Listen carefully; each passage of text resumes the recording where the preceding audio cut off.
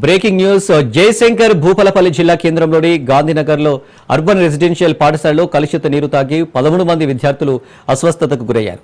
అస్వస్థతకు గురైన విద్యార్థులను స్థానిక 100 పడకల హాస్పిటల్లో చికిత్స అందిస్తున్నారు. కలుషిత నీరు తాగడం వల్లే పిల్లలు అస్వస్థతకు గురైనట్లుగా డాక్టర్లు తెలిపారు. ఈ ప్రభుత్వ హాస్టల్లో ఫుడ్ పాయిజన్ కావడం ఇది రెండోసారి. అసలు ప్రభుత్వ హాస్టల్లో పనిచేసిన సిబ్బంది కానీ అక్కడ పనిచేసిన ఉపాధ్యాయులు కానీ వీటిని పట్టించుకోవడం లేదు. విద్యార్థుల తల్లిదండ్రులు ప్రభుత్వ హాస్టల్లో మంచిగా రుచికరమైన భోజనం అందిస్తారనే నమ్మకంతో తమ పిల్లల్ని ఇక్కడికి పంపిస్తే ఎందుకు ఇలా నిర్లక్ష్యంగా వ్యవహరిస్తున్నారని తల్లిదండ్రులు ప్రశ్నిస్తున్నారు. అయితే ప్రిన్సిపల్ మీద కోపంతో సైన్స్ టీచర్ మంచినీళ్ల ట్యాంకులో పురుగుల మందు కలపడంతో ఈ ఘటన చోటు చేసుకుంది.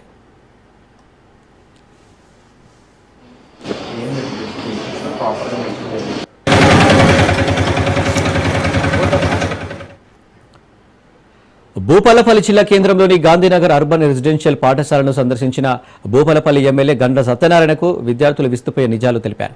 పాఠశాలకు చెందిన ఉపాధ్యాయుడు నీటిలో మోనో మందు కలపడంతో ఆ నీరు తాగి అస్వస్థతకు గురయ్యారని ఎమ్మెల్యేకు విద్యార్థులు తెలిపారు. అయితే గత కొన్ని రోజులుగా తమను నానా రకాలుగా ఉపాధ్యాయులు ఇబ్బందులకు గురి చేస్తున్నారని ఎమ్మెల్యే దృష్టికి తీసుకెళ్లారు.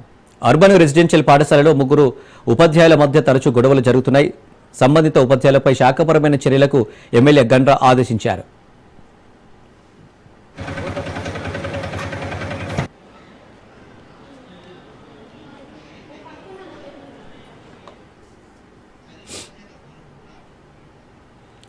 ఈ సందర్భంగా విద్యార్థులు మాట్లాడుతూ నిన్న ఉదయం నీటిలో సైన్స్ టీచర్ రాజేందర్ మోనో మందు కలిపాడని అనంతరం అనుమానం రాకుండా దుప్పట్లపై చల్లాడని తెలిపారు. దుప్పట్లలో దాచిన మందు బాటిల్ తమకు దొరికిందని విద్యార్థులు తెలిపారు. ఈ విషయం ఎవరికైనా చెబితే కొడతానని హెచ్చరించారని, ఈ నేపథ్యంలో ఎవరికి అనుమానం రాకుండా అస్వస్థతకు గురైన విద్యార్థులతోనే టీచర్ కూడా హాస్పిటల్లో చేరి చికిత్స పొందుతున్నాడని విద్యార్థులు తెలిపారు. ఇక ఈ ఘటనకు సంబంధించి మరిన్ని డీటెయిల్స్ మా ప్రతినిధి చంద్రశేఖర్ అందిస్తారు. చంద్రశేఖర్,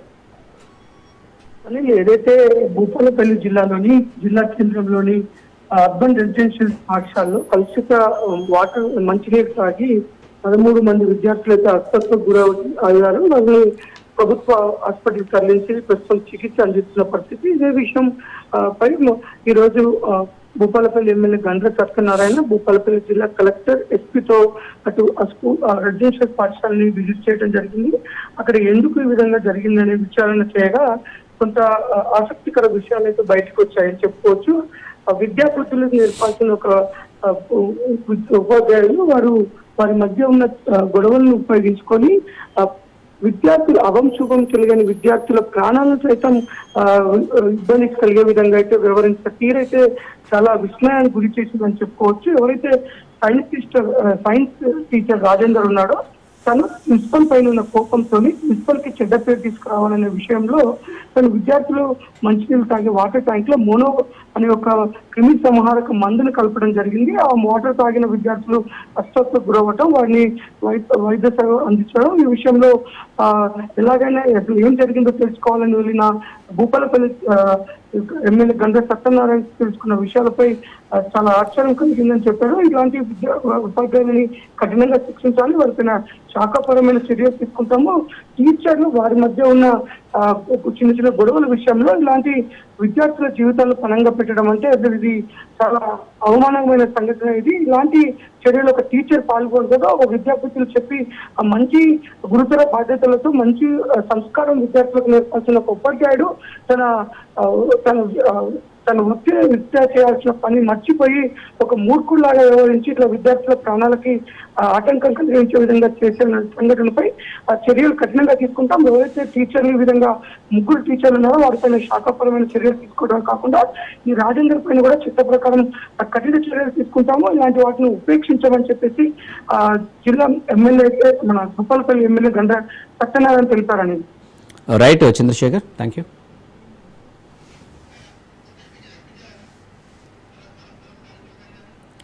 చంద్రశేఖర్, మరి ఆ ఉపాధ్యాయులపై ఎలాంటి చర్యలు తీసుకుంటే బాగుంటుంది అంటున్నారు?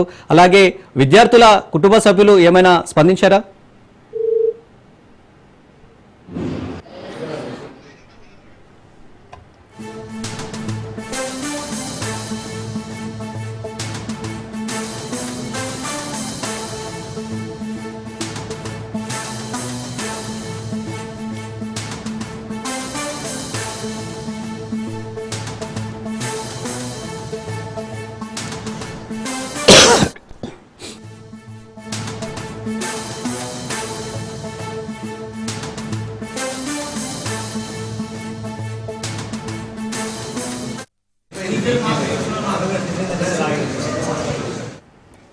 జయశంకర్ భూపాలపల్లి జిల్లా కేంద్రంలోని గాంధీనగర్లో అర్బన్ రెసిడెన్షియల్ పాఠశాలలో కలుషిత నీరు తాగి 13 మంది విద్యార్థులు అస్వస్థతకు గురయ్యారు. అస్వస్థతకు గురైన విద్యార్థులను స్థానిక 100 పడకల హాస్పిటల్లో చికిత్స అందిస్తున్నారు.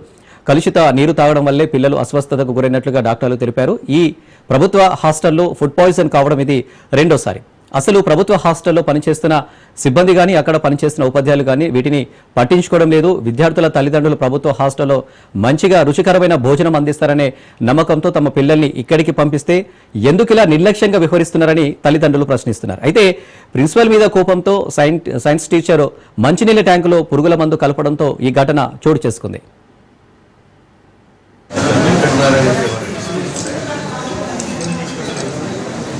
ఏమైంది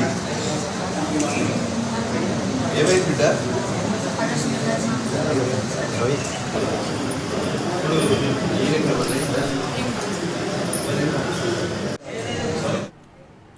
రైట్, ఇక దీనిపై మరిన్ని డీటెయిల్స్ మా ప్రతినిధి చంద్రశేఖర్ అందిస్తారు. చంద్రశేఖర్, ఈ ఉపాధ్యాయులు దీనికి పాల్పడినట్టు కూడా తెలుస్తుంది. ఉపాధ్యాయులపై ఎలాంటి చర్యలు తీసుకుంటే బాగుంటుంది అంటున్నారు? అలాగే విద్యార్థుల కుటుంబ సభ్యులు ఏమైనా చెప్తున్నారా? ఎలాంటి స్పందన ఇస్తున్నారు వాళ్ళు? మనం చూసుకోవచ్చు, ఉపాధ్యాయులు అంటే ఒక దేవుడితో సమానంగా పూజిస్తారు, ఒక దేవుడితో సమానంగా గౌరవిస్తారు. ఒక మంచి విద్యా బుద్ధులు నేర్పాల్సిన ఉపాధ్యాయులు వారు పిల్లలకి మంచి విద్యతో పాటు మంచి సంస్కారము అన్ని నేర్పి వారిని మంచి పౌరులుగా తీర్చిదిద్దుతారని అంత సమాజం మొత్తం కూడా ఉపాధ్యాయులను ఎంతో గౌరవిస్తూ వారికి అనేక సందర్భాల్లో వారికి మనము కృతజ్ఞత కలిగి ఉంటాం. అలాంటి ఉపాధ్యాయులు ఒక చిన్న వారి స్వార్థం కోసం వారి మధ్యలో ఉన్న చిన్న చిన్న తగాదాలలో ఒకరిని బలి చేయడం కోసం ఒక వారి సిబ్బంది వారితో ఉన్న ఒక వ్యక్తి మీద ఉన్న కోపాన్ని తీసుకోవడం కోసం ఇంతమంది విద్యార్థుల జీవితాలని పణంగా పెట్టాలని ఆలోచన రావటం ఒక హేమమైన చర్య అని ఇటు విద్యార్థుల తల్లిదండ్రులు కూడా అంటున్నారు. ఎందుకంటే రెసిడెన్షియల్ స్కూల్లో వారు మా పిల్లలని ఎంతో మంచిగా చూసుకుంటారు, మాలాగా వారు తల్లిదండ్రులాగా చూసుకుంటారని వారి భవిష్యత్తుని వారి జీవితాలని టీచర్లను నమ్మి మేము రెసిడెన్షియల్ స్కూల్లో చేర్పిస్తే వాళ్ళు ఇలాంటి స్వార్థమైన వారి స్వార్థ పనుల కోసం మా పిల్లల ప్రాణాలు తీయడానికి కూడా సిద్ధపడ్డారు. ఈ రాజేంద్ర అనే టీచర్ పైన హత్యం కేసు నమోదు చేయాలి. ఎందుకంటే కావాలనే వాంటెడ్లీ తను పురుగుల మందుని క్రిమిసంహారక మందుని వాటర్ ట్యాంక్ లో కలపడం జరిగింది. అది తాగిన పిల్లల ప్రాణాలు కోల్పోయే అవకాశం ఉంది. కాబట్టి ప్రభుత్వం చాలా సీరియస్ గా తీసుకోవాలి, కఠినమైన చర్యలు. ఎందుకంటే ఇది హత్యాయత్నం కేసు నమోదు చేసి ఆ టీచర్ని అవసరమైతే విధుల నుంచి సస్పెండ్ చేయాలంటే విధుల నుంచి తనని పూర్తిగా తొలగించి తనని చట్ట ప్రకారం జైలుకు పంపించాలని చెప్పేసి ఇంకెప్పుడు ఇలాంటివి జరగకుండా టీచర్లు పిల్లలని వారి పిల్లల్ని ఎంతో బాగా చూసుకోవాలి. తల్లిదండ్రుల తర్వాత రెసిడెన్షియల్ పిల్లల్ని రెసిడెన్షియల్ స్కూల్లో ఉన్న పిల్లల్ని తల్లిదండ్రుల తర్వాత వారే పూర్తిగా చూసుకోవాల్సిన బాధ్యత ఉన్న టీచర్లు ఇలాంటి ఏమమైన చర్యకు పాల్పడుకోవడం ఇది చాలా జుగుత్సాకరమైన చర్య. ఇలాంటి క్రిమినల్ మైండ్ ఉన్న టీచర్ల పైన కఠినంగా చర్యలు తీసుకోవాలని ఈ తల్లిదండ్రులు అయితే కోరుకుంటున్నారు. కానీ ఇటు రాష్ట్ర ప్రభుత్వం అయితే ఇటు రెసిడెన్షియల్ పాఠశాలలు కానీ గురుకుల పాఠశాలలో నాణ్యమైన విద్య అందించాలి, నాణ్యమైన పౌష్టికరమైన ఆహారాన్ని అందించాలని ప్రభుత్వం ఒక పక్క మెస్ బిల్లు కూడా పెంచి మంచి విద్యతో పాటు మంచి ఆహారాన్ని అందించాలని ఇంత ముందుకు వెళ్తున్న ప్రభుత్వానికి ఇలాంటి టీచర్లు అక్కడ ఉన్న స్కూల్లో ఉన్న కొంత ఆధిపత్య పోరు కానీ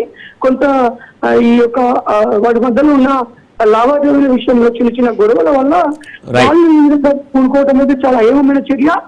ఇప్పటికైనా ప్రభుత్వం స్పందించి ఆ ముగ్గురు టీచర్ల పైన శాఖాపరమైన చర్యలు తీసుకోవాలి. ముఖ్యంగా ఈ సైన్స్ టీచర్ రాజేందర్ పైన హత్యాయత్నం కేసు నమోదు చేసి జైలు పంపించాలని తల్లిదండ్రులు అయితే డిమాండ్ చేస్తున్నారు అని. Right Chandrasekhar, thank you.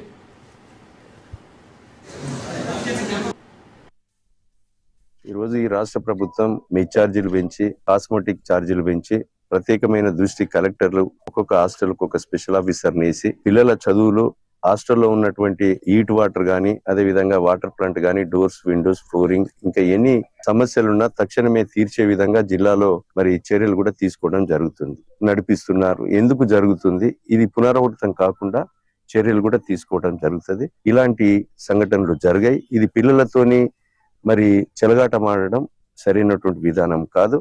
వీళ్ళ మీద కఠినమైన చర్యలు కూడా ఉంటాయి. కలెక్టర్లతో ఎస్పీలతో వీడియో కాన్ఫరెన్స్ ద్వారా ప్రతి హాస్టల్ కూడా ఒక నోడల్ అధికారిని వేసి మరి వాళ్ళ సూపర్వైజర్ వాళ్ళ సమక్షంలో మరి హాస్టల్ను గాని వాళ్ళ వసతులను గాని తప్పకుండా చేయడం జరుగుతున్నది. అది డిఈఓ గాని ఎంఈఓలు కూడా చూసుకుంటున్నారు. ఎంతటి స్థాయి అధికారైనా కింది నుంచి డిఈఓ వరకైనా ఎవరి తప్పు జరిగినా ఎవరి లోపమున్నా చర్యలు ఈ ప్రభుత్వం తీసుకుంటది. ఎవరిని కూడా ఉపేక్షించదు.